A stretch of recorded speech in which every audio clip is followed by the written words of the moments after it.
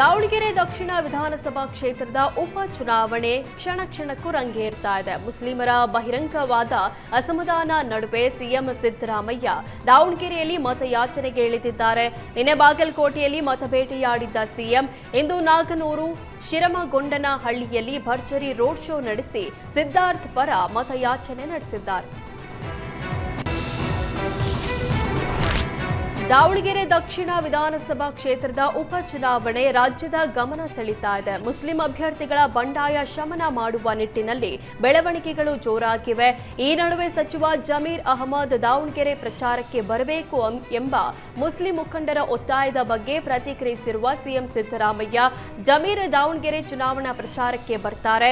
April 5ರಿಂದ ದಾವಣಗೆರೆಯಲ್ಲಿ ಪ್ರಚಾರ ನಡೆಸಲಿರುವ ಜಮೀರ್ ಅಹಮದ್ ಬಾಗಲಕೋಟೆಯಲ್ಲಿ ಏಪ್ರಿಲ್ 6, 7ರಂದು ಕ್ಯಾಂಪೇನ್ ಮಾಡ್ತಾರೆ ಅಂತ ತಿಳಿಸಿದ್ದಾರೆ. ಜಮೀರು ಕೇರಳದಲ್ಲಿದ್ದಾರೆ,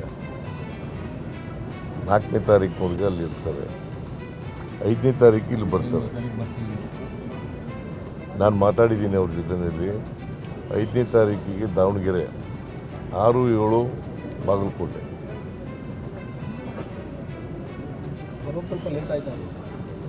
ಇಲ್ಲಪ್ಪ, ಕೇರಳ ಎಲೆಕ್ಷನ್ನಲ್ಲಿ ಹಾಕ್ಬಿಟ್ಟಿದ್ದಾರೆ ಅವ್ರಿಗೆ. ನಾನು ವೇಣುಗೋಪಾಲ್ ಜೊತೆ ಮಾತಾಡಿದೆ.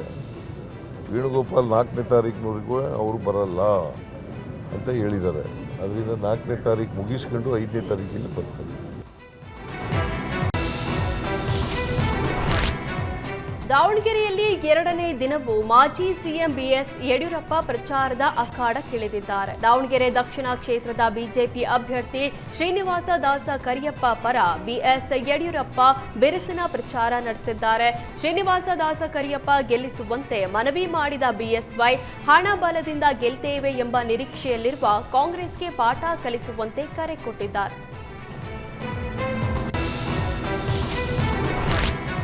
ನಿನ್ನೆ ದಾವಣಗೆರೆ ಎಲೆಕ್ಷನ್ ಬ್ಯಾಟಲ್ನಲ್ಲಿ ಭರ್ಜರಿ ಪ್ರಚಾರ ನಡೆಸಿದ್ದ ಡಿಸಿಎಂ ಡಿಕೆ ಶಿವಕುಮಾರ್ ಇಂದು ಬಾಗಲಕೋಟೆ ಉಪಚುನಾವಣೆಯ ಪ್ರಚಾರದಲ್ಲಿ ಬ್ಯುಸಿಯಾಗಿದ್ದಾರೆ.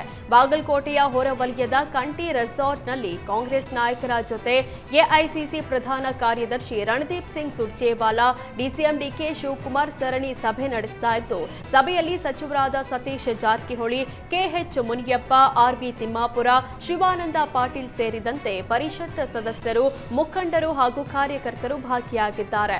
ಎಲೆಕ್ಷನ್ ಗೆಲುವಿನ ಬಗ್ಗೆ ರಣತಂತ್ರ ಹೂಡುತ್ತಿದ್ದಾರೆ.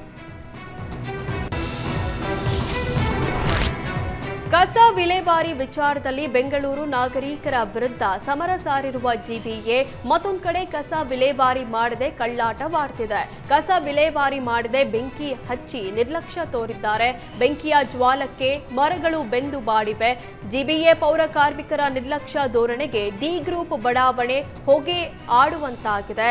ಕಣ್ಣೆದುರೇ ಮರಗಳು ಸುಟ್ಟು ಭಸ್ಮವಾಗ್ತಿದ್ರು ಅಧಿಕಾರಿಗಳು ಕಣ್ಮುಚ್ಚಿ ಕುಳಿತಿರುವ ಬಗ್ಗೆ ಸ್ಥಳೀಯರು ಆಕ್ರೋಶ ವ್ಯಕ್ತಪಡಿಸಿದ್ದಾರೆ.